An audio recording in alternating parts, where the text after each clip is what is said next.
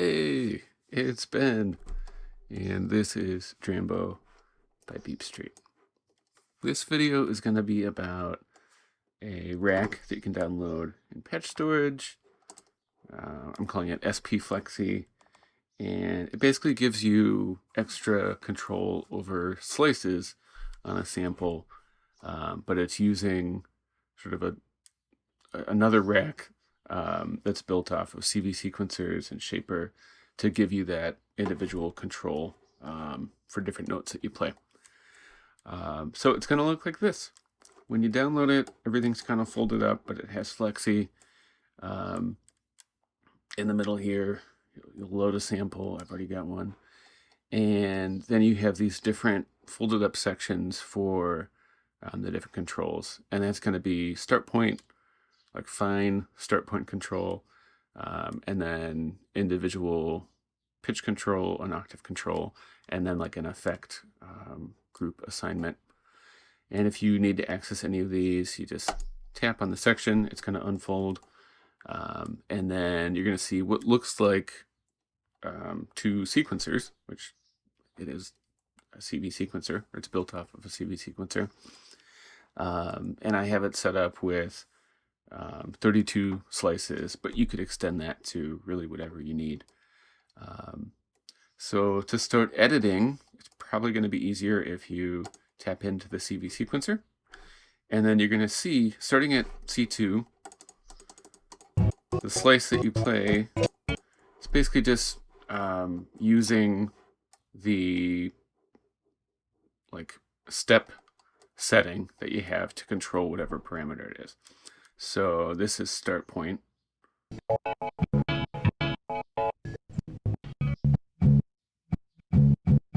Okay, so even though, I mean, this is not the fine control, but it's actually pretty usable even for a long sample. You can be pretty precise, and then we'll be able to clean it up later.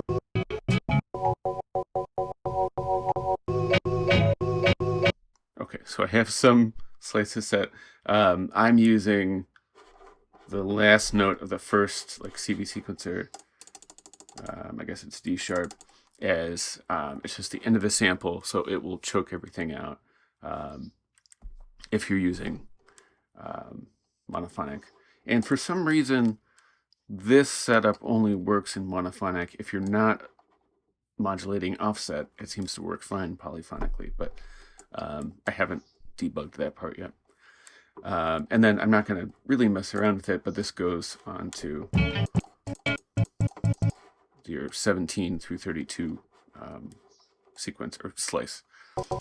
Okay, so we have a couple of slices set, and now if I want fine control, I just open up that sequencer, and you're going to see start point is modulating offset all the way. So that's how we're affecting the different start point of the slices, and then start point fine is just modulating offset less. So now I can zero in.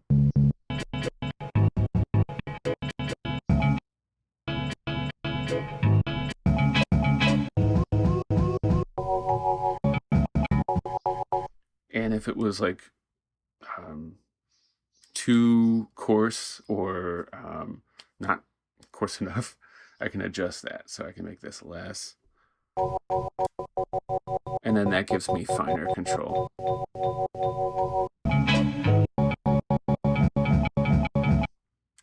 Okay, so you can use Flexi Sampler and you can set slices in on your own. You can just add the slice points and then use one of the slice modes.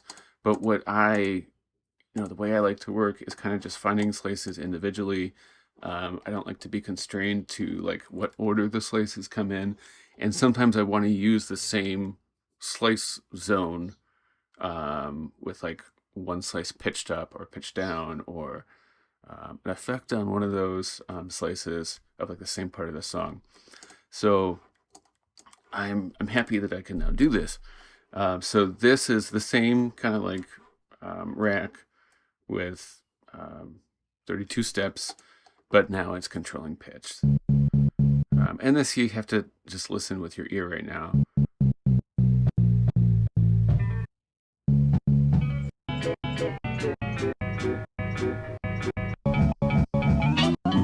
So you can go up or down. It's like something like 7, probably like 9 or 10 semitones actually. Not really going to mess around with that. And then if you did need to mess around with your pitch more, I decided just to have sort of like a fine pitch control quantized to notes, and then like a really not fine octave control that's quantized just to the C range, and that's going to add on an octave to your bass pitch. And you're going to see here SP, or the Flexi, is actually not accepting any pitch information. Otherwise, each slice would be pitched up 1 or down 1 on top of the other, and it would be out of key all the time. So you have octave control. Not going to use that either. And then this last one is, it's kind of like an effect group. So you have the control, which assigns your like effect groups. So I've got like a filter, which is the second effect group. The first one is just no effects at all. Filter, and then like distortion. So for any slice, you could choose between up to 4 different like effect groups for the setup that I have here, and that could be, you know, modified into more effect groups or whatever you want. And so those are over in this section, and I guess I should hide these, but it's just going into different sections of this layer. So now I'm going to talk a little bit about how these like controller racks actually work, and then how you could like kind of use them in other ways, essentially. Okay, so when you open up the section, I'm going to uncompact the rack, and then you're going to see a couple things. So there's actually 2 CV sequencers. That's what this module is. And then I have another one, and I just have them labeled as 1 through 16, and then 17 through 32. And then when you open up the actual like 1 through 16 section, you see a couple things. I'm using the keys, so it's responding to pitch information. And essentially what you have to do is you have to map your CV sequencer to basically work 16 notes and respond to like the 16 different slices, basically, or steps. So you want that to map perfectly. And I'm doing that with the graphic shaper. So what you're going to see, this like little ramp here, it goes from like the start here, -1, I think. Yeah. All the way to, this is our last note, and it's almost up at the top. If we were to extend this all the way up, just snap that on, then you're going to see, for some reason, it always goes back to the start. And that's something with how time works in Drambo, or how the time signal or the clock signal. So if we just drop it down a step, it'll go back to the last step where we want it. So the CV sequencers are getting their time signal from this graphic shaper. And I guess I should label that. So that would be like CV sequencer. So then you have this graphic shaper, which is basically just sending this like middle part is 0. So when I'm not in my C2 through D sharp 3 range, it's sending out 0. When I'm in the note range that I need to be in, it's sending out 1. So what it's doing then is mapping my key range to the different steps of this CV sequencer, and then the values of this CV sequencer are being multiplied by this shaper.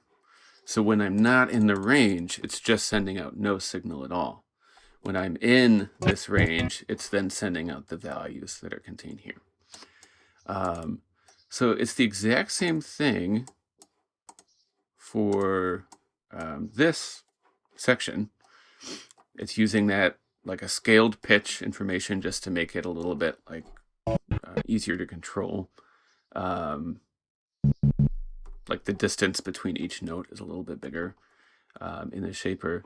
And then it's just transposed down so that it's in the same section. So if I untranspose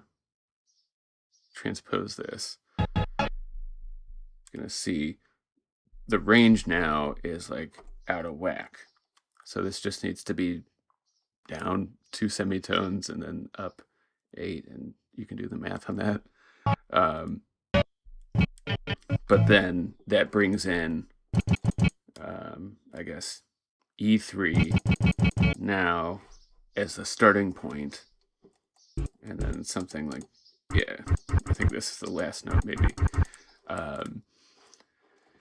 And then if you wanted to, you could just multiply this whole, not multiply, but like add on this section, copy, and then paste it in. And then this would be your new step. So it would be steps 33 through 48. And keep adding this on because the pitch module is just getting its information from the previous pitch module. I'm going to get rid of this. I don't need it here. So the last thing, the values from multiply are added together. And remember, when it's not in the range, it's just sending 0. So they're not like disrupting each other. They never overlap. And then that's just being sent out through the rack. So this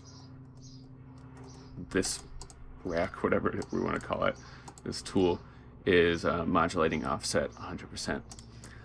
So I'm going to hook up an oscilloscope so you can see exactly what's going on. Okay, so let's see, where are we? So we can see the value changing. So by default, it's going to send out 0 when nothing is being sent out. And then if you look at the range,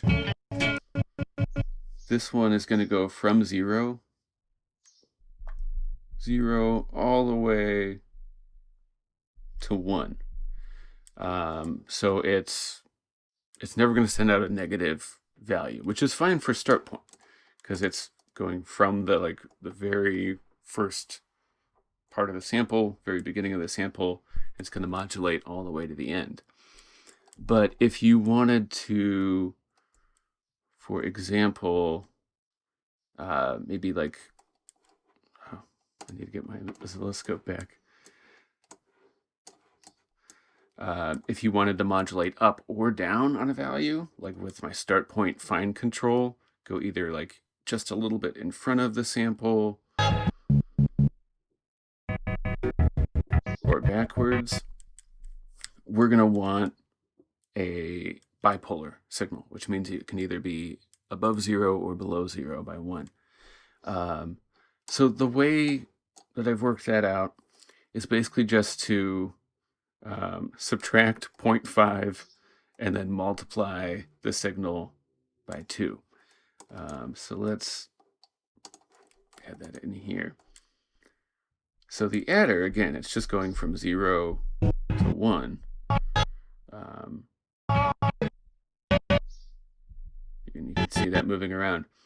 So all we would need to do to get this to be the right bipolar signal is when it's in the middle, we want to subtract by 0.5 and then multiply it by 2.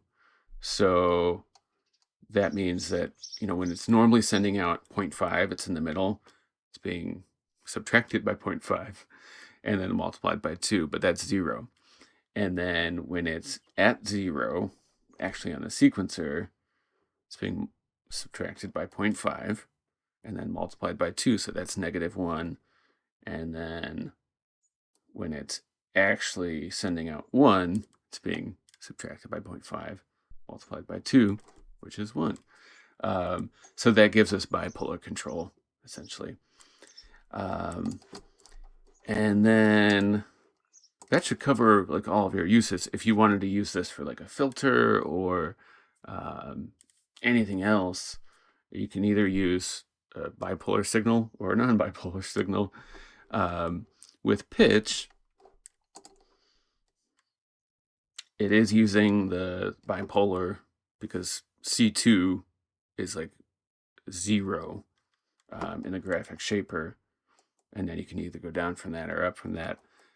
So it just has a CV quantizer attached on, which is going to lock that pitch signal into actual notes, and then you can scale that to pitch with your with the scale button on the CV quantizer, and then whatever pitch is being used here, it's adding that on top of. So like if you had C2 here, it's really value 0. So you're modulating pitch all the way up, but it's just modulating it by 0 or adding 0. If you went up an octave, then it's going to add an octave to the pitch.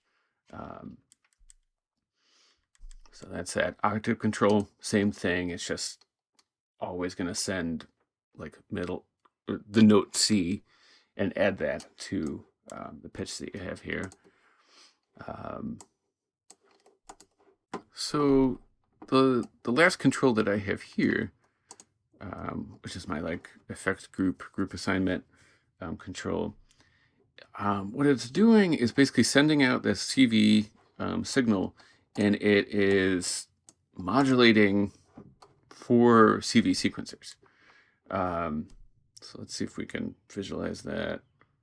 I'll do it up here. So you can see how it basically just like changes what step of this 4 steps is selected. And then what's going on is you have another multiply module. So there's a plane going over and you can hear it. Multiply module is multiplying the value from the CV sequencer, which is either going to be 0 or 1, by just the output of the sampler. So it's basically just letting the signal through for the step that's on, or the layer that's on, and then not letting anything through. So here you could put different audio effects like a filter or saturation, or anything else that you want. And if you want, you can get rid of this VCA. It doesn't need to be there. But the only thing that I've done on here is add a graphic shaper. It seemed to help for some reason. We can visualize this. When you're just getting the signal from the CV sequencers, it basically just, it goes, when it gets all the way up to the top, when it sends the top value, it goes back to step 1 for these CV sequencers. When it's going through graphic shaper, it seems to work fine, even though it's exactly like, it's not doing anything. It's not shaping the signal at all, but seems to work. So if you wanted to use any of these, all you'd have to do is select like the bipolar or non-bipolar or pitch, whatever, and just save it as a preset as an instrument rack, and then you can copy it into another one. So say you wanted just like a filter control.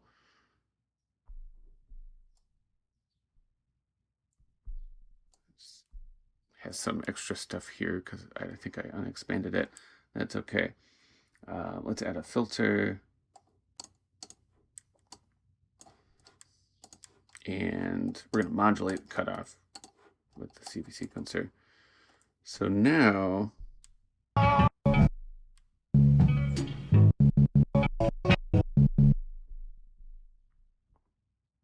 you know what? It's not. Here, let's just add it afterwards and then it'll work.